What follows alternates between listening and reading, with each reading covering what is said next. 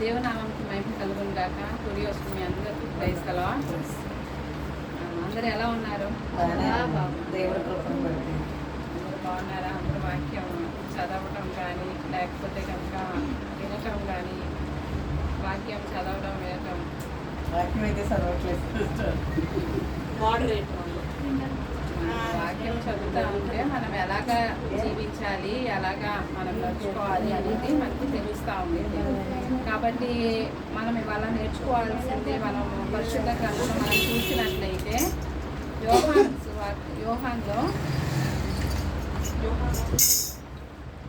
4వ అధ్యాయము స్టార్టింగ్ నుంచి చూద్దాం మనము.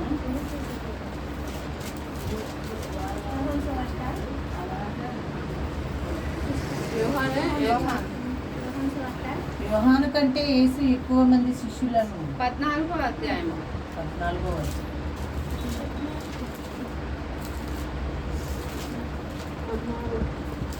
మీ హృదయమును కలవరపడనీయకుడి. దేవుని యందు విశ్వాసం ఉంచుచున్నారు, నా యందును విశ్వాసం ఉంచుడి. అంటే ఇప్పుడు మనం ఇక్కడ చూసినట్లయితే మీ హృదయమును అంటే మనం ఏదైనా ప్రాబ్లం ఏదైనా వచ్చింది అనుకోండి, ఏదైనా సమస్య కానీ ఏదైనా వస్తే మనం కలవరపడిపోతాం.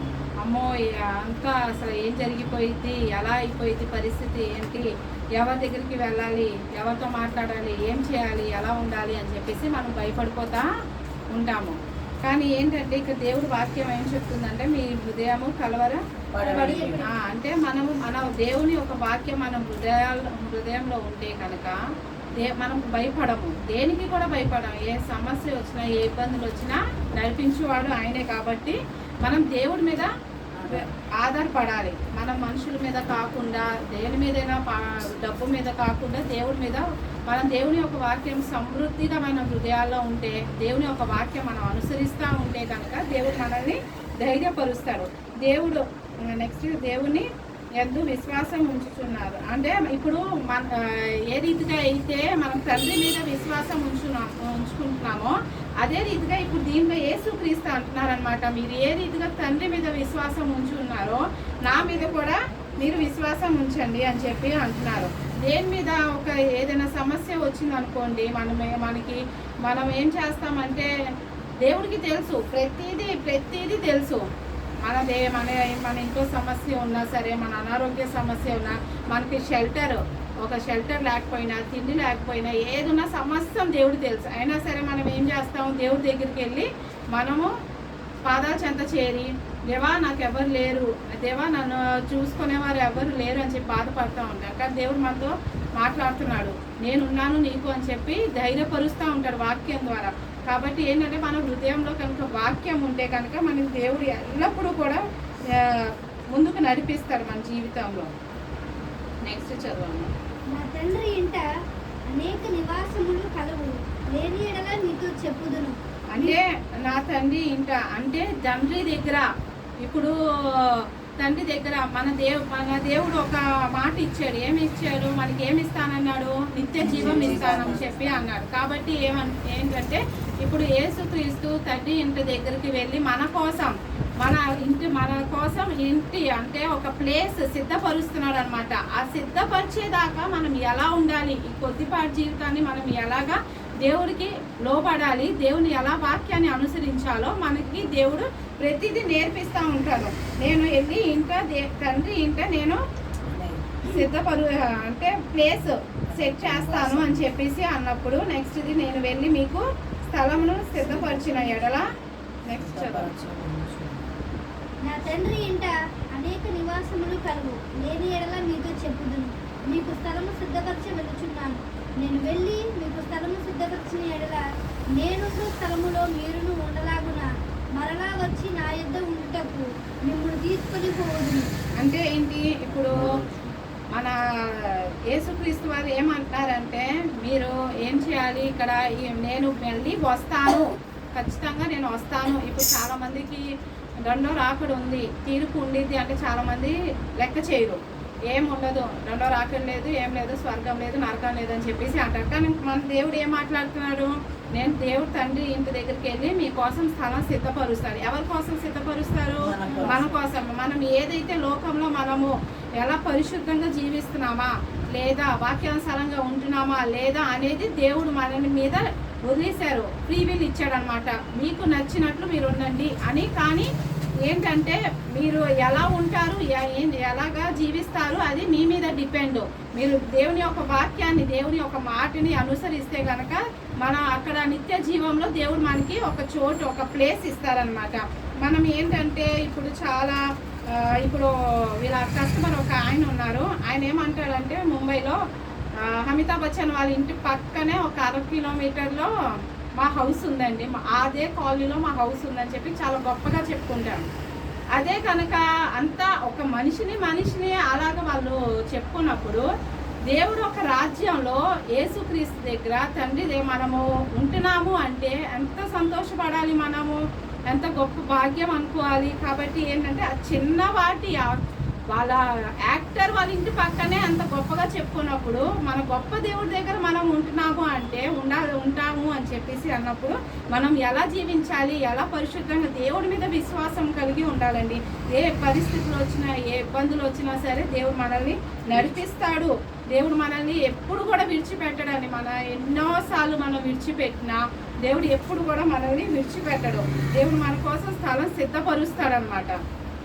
నెక్స్ట్ చదువు. నెక్స్ట్ 6th verse ఒకసారి చదువు. యేసు నేనే మార్గమును సత్యమును జీవమును, నా ద్వారానే తప్ప ఎవడును తండ్రి యొద్దకు రాడు. ఇప్పుడు ఇక్కడ యేసుక్రీస్తు వారు ఏమంటున్నారంటే నేనే మార్గము.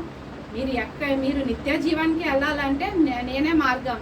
మార్గం అంటే ఏంటి? దేవుని యొక్క వాక్యం, మనం ఎలా నడవాలి, ఎలా జీవించాలి. ఇప్పుడు ఒక దేవుడు మనకి ఎన్ని రెస్పాన్సిబిలిటీస్ ఇచ్చాడు యాజ్ ఎ వైఫ్గా. ఇప్పుడు స్త్రీలు కూడా కాబట్టి వైఫ్గా, ఒక మదర్గా, ఒక భార్యగా మనం ఎలా ఉండాలి?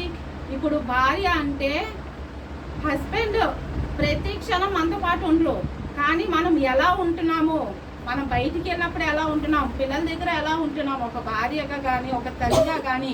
ఇప్పుడు ఎవరైనా కనుక మన దగ్గరికి వచ్చి మాట్లాడారు అనుకోండి, వాళ్ళు ఏమనుకుంటారని చెప్పేసి వాళ్ళతో మనం మాట్లాడతాము.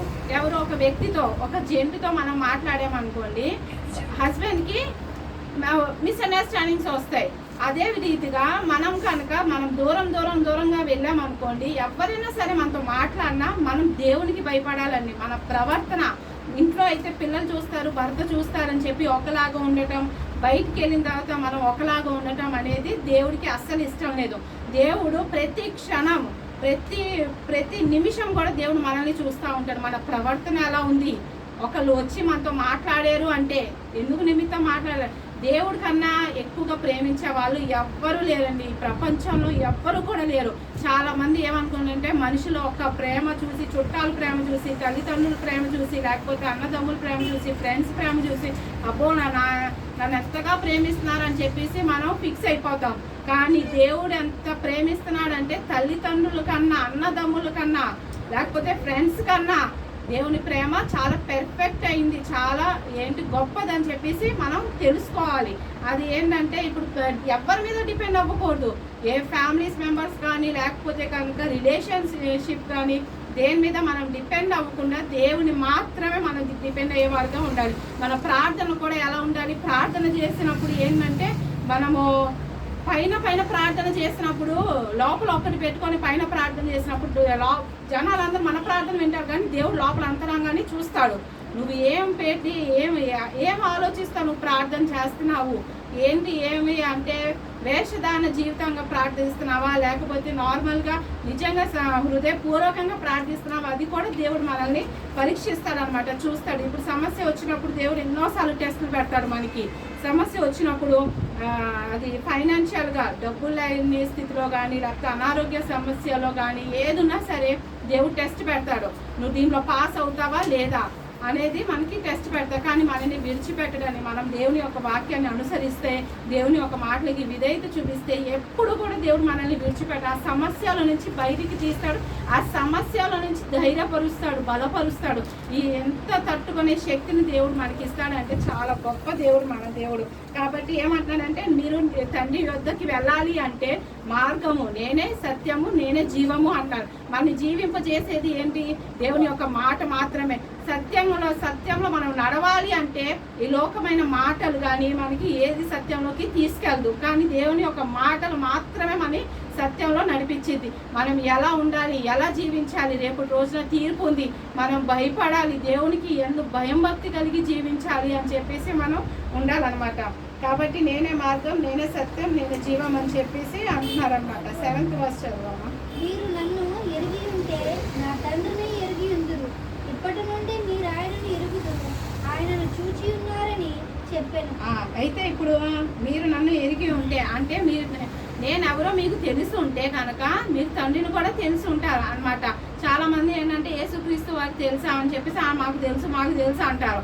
కానీ అది వాక్యాన్ని ఎవరైతే అనుసరిస్తారో, ఎవరైతే విధేయత చూపిస్తారో, ఎవరైతే లోబడతారో దాన్ని దేవునికి యేసుక్రీస్తు వారు నాకు తెలుసు అని చెప్పాలి. లేదు వాక్యాన్ని అనుసరించకుండా మనకి నచ్చినట్లు మన ఈ లోకానుసారంగా మనం జీవిస్తూ ఉండి నాకు యేసుక్రీస్తు వారు తెలుసు అంటే మాత్రం అది అబద్ధం అని చెప్పేసి చెప్తున్నారు అనమాట. యోహాన్ స్వార్త 1 ఫస్ట్ ఈ మాకమ్మ యోహాన్ రాసిన పత్రికలో కూడా 1 యోహాన్లో కూడా ఒక మాట ఉంది. మీరు అబద్ధం అంటే మీరు కనుక దేవుని యొక్క మాటకి విధేయత చూపించకపోయినా సరే అది మీరు చెప్పింది నేను దేవుని ప్రేమిస్తున్నాను, నేను దేవుడికి లోబడుతున్నాను, దేవుని ఎందు భయం భక్తి ఉన్నాను అంటే అది మాత్రం అబద్ధం అని చెప్పేసి అంటున్నారు అనమాట. Next 10th verse చదవమ్మా. తండ్రి యందు నేనును నా యందు తండ్రియు ఉన్నామని నీవు నమ్ముటలేదా? నేను మీతో చెప్పుచున్న మాటలు నా అంతట నేనే చెప్పుటలేదు. తండ్రి నా యందు నివసించుచు తన క్రియలు చేయుచున్నాడు. అంటే ఇప్పుడు ఏంటంటే యేసుక్రీస్తు వారు ఏ రీతిగా అయితే తండ్రి చిత్తాన్ని నెరవేర్చారో మనం కూడా దేవుని చిత్తాన్ని నెరవేర్చాలని ఆశపడి ఉండాలి. ఇప్పుడు ఏ రీతిగా అయితే తండ్రి యేసుక్రీస్తులో ఉండి ప్రతి ఒక్కటి ఆయన చిత్తాన్ని నెరవేర్చుకున్నారో మనం కూడా ఆయన చిత్తాన్ని నెరవేర్చాలంటే ముందు మనం సబ్మిట్ అవ్వాలి, ముందు ఆయనకి లోబడాలి. దేవా నీ చిత్తానుసారంగా జరిగించు, నేను ఈ కొద్దిపాటి జీవితాన్ని నాకు నచ్చినట్లుగా కాకుండా, డబ్బు మీద కాగా, లేకపోతే బంగారం మీద కాకుండా, లేకపోతే వేరే వాటి మీద కాకుండా అలా జీవించకుండా నా పట్ల ఈ కొద్దిపాటి జీవితాన్ని నా పట్ల నీ చిత్తం ఏదైతే ఉందో, నా కుటుంబం పట్ల నీ చిత్తం ఏదైతే ఉందో అది జరిగించు అని. సమస్యలు రావచ్చు, ఇలాంటి మనం బైబిల్ చదివినప్పుడు కానీ, వాక్యాలు వింటున్నప్పుడు కానీ, ప్రార్థనలు చేస్తున్నప్పుడు కానీ, ప్రతి ఒక్కటి స్పిరిచువల్గా మనం ఆత్మీయతలు ఎదుగుతున్నప్పుడు ఎన్నో సమస్యలు వస్తాయి. కానీ ఆ సమస్యల నుంచి భయపడకుండా దేవుడు నాకు తోడుగా ఉంటాడు, దేవుడు నన్ను నడిపిస్తాడు అని చెప్పేసి ఉంది. కాబట్టి ఇక ఏమంటున్నారంటే దేవుడు తండ్రి ఏ రీతిగా అయితే నాలో ఉండి ఆయన చిత్తాన్ని నెరవేర్చుతూ వస్తున్నారో మీరు కూడా నా చిత్తాన్ని అంటే నా చిత్తానుసారంగా మీరు ఉంటే కనుక మీరు సబ్మిట్ చేసుకుంటే కనుక నేను కూడా నడిపిస్తాను అని చెప్పేసి అన్నారు. కాబట్టి మనం ఏం చేయాలంటే మనం ప్రతి ఒక్క క్షణం కూడా మనం సబ్మిట్ చేసుకోవాలి. మనం దేవునికి భయపడి దేవుని యందు విశ్వాసం కలిగి మనం జీవించాలి. చిన్న వాక్యం దేవుడు జీవించుకుంటారు.